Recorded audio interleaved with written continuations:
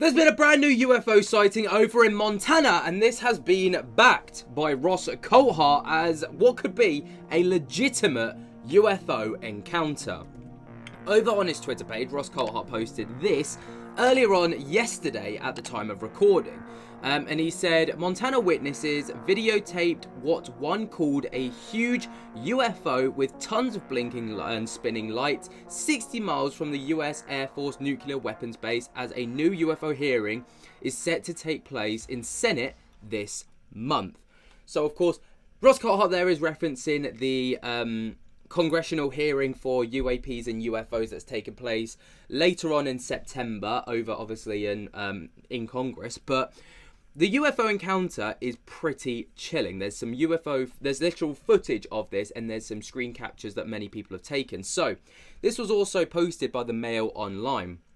And it says, bombshell UFO hearing to take place in Congress as new footage emerges of huge craft near US nuclear weapons base. Air Force vet breaks silence on UFO-sized football field. That's another story that we can go into another time. But another round of public UFO hearings are in store for Congress within mere weeks, according to senior member of the Senate and Armed Services Committee. The new Senate hearing, which could arrive as early as September, follows another bizarre summer of US military whistleblower claims about these baffling airborne mysteries, including ex-Pentagon official Lou Elizondo, revelations that he personally handled an alien implant removed from a veteran service member. Now, if you haven't heard about this, he spoke to Ross Coulthart about it. It's pretty baffling. I've made a video about it, but it's, you know, he has picture evidence and everything. It's creepy. And apparently when this thing went to be removed by surgeons, this thing literally moved inside the human body, tried to evade removal. What? Anyway, New York Democratic Senator Kirsten Gillibrand, who confirmed the hearing, said, "It's a priority for me because I think it's very important that we continue to make things publicly available," which is exactly what everyone wants. The Capitol Hill inquiry also comes as many American civilians have also reported their own UFO sighting, which Senator Gillibrand said she hopes will soon be added to the investigative purview of the Pentagon's only 1-year UFO hunting office. Now, this is the footage of the craft in question that we're going to go on to talk about in Montana. It's pretty baffling.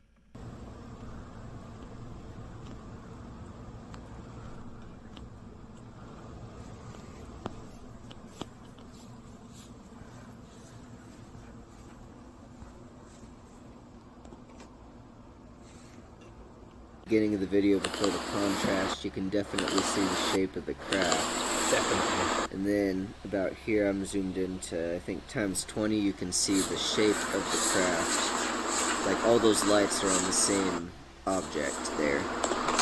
But right there, yeah, you see that red light? It's definitely spinning around the bottom of the craft. Like this is all one object. The lights are in a perfectly straight line, and you can see that it's rotating from this right here. It's just absolutely insane.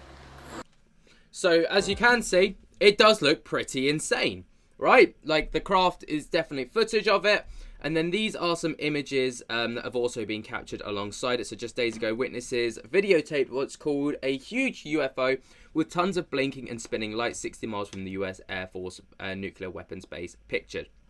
And this was the picture in question. As we take a zoom in, if we take a little look at just, you know, the size of this thing, it is enormous. Here's obviously, we've got a lot of reference points here. We've got a tree, houses, we've also got cars. This thing's up in the sky, probably a good few miles away, and it's still that enormous. So you can only question or imagine how big this thing truly is in real life, okay? I mean, it's pretty eye-watering. Anyway, just days ago, in fact, witnesses taped what one called a huge UFO with tons of blinking and spinning lights 60 miles from the Air Force Base, like we've already spoken about. That sighting, filmed in Choteau, Montana, an hour's drive northwest of storied UFO hotspot Malmstrom Air Force Base, left one witness shaking and crying from the experience, according to her husband, who posted the encounter to Reddit. The photos aren't scary. The anonymous poster noted.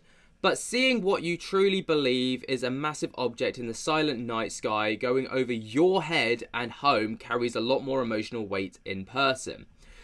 The UFO, which can mostly be seen by a rotating orange-red light on the bottom after it shifted from appearing a long gleaming white streak, was not one of Elon Musk's Starlink satellites, trains commonly mistaken for alien craft, and a witness said. I'm familiar with the Starlink videos, he emphasised. While we were watching the object, it was very apparent that the lights were going around the silhouette of a large craft. You could not see the between the light, as he also explained the encounter to the UFO subreddit. It was solid dark behind them. Our take is that we were seeing a disc shape from the side. Senator Gillibrand expresses hope Monday the upcoming Senate UFO hearing would renew public trust in the Pentagon's All-Domain Anomaly Resolution Office, otherwise known as AARO, and encourage the public to report their own sightings to AARO's UFO hunters. We also want to try and continue to build credibility within this office, AARO, so more of the public can feeding sightings that have a place and a platform to send the information and inquiries, she said, because that's eventually what this office is supposed to do. After a rocky first year in which AARO's inaugural director, Dr. Sean Kirkpatrick, sparred in public with ex-US intelligence whistleblower David Grush and others over an alleged UFO cover-up, the office spent more than most of 2024 guided by only temporary acting leadership. That changed last August when the Pentagon announced that AARO's new lead would be the expert in quantum optics and crypto mathematics from National Security Agency, Dr. John T. Koslowski. I'm hoping that the new head will be able to testify, Senator Gillibrand told Capitol Hill reporter Matt Laszlo, who runs the newsletter Ask a Poll.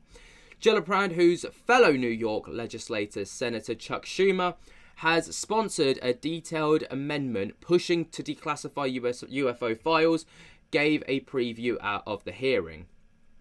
The Armed Services Committee, she said, would host a progress report on how many unidentified aerial phenomena, otherwise known as UAP, we've assessed and analysed, give examples of what we have identified and give examples of what we haven't identified. This kind of public disclosure is a key goal, according to Senator Gillibrand, so that community can be kept up to speed about what we are actually doing and what this office, i.e. AARO, is doing. Oh, so there's a lot of information there, obviously, mostly centred around the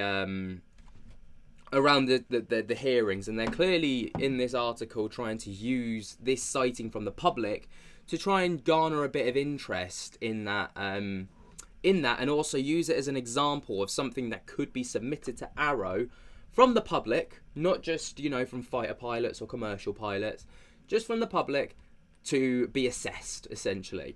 Now, unfortunately, I don't trust that if something is submitted to AARO, it won't just be discarded as weather balloons or as Starlink or as a satellite or something ridiculous like that, and something so mundane, a drone, because that's what they try and label everything as, whilst also, there was the whole Eglin Air Force Base incident where people literally saw a craft, and then AARO released a report and said it was definitely just a weather balloon, and they released photos and stuff.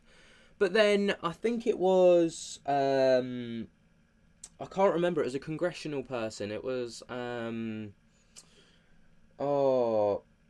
Tim Burchett, I think it was, put in a Freedom of Information Act to make sure that was everything, and it was rejected on the grounds that there was more footage and photographs that they refused to release out of the interest of national security, which proved that they just lied through their back teeth.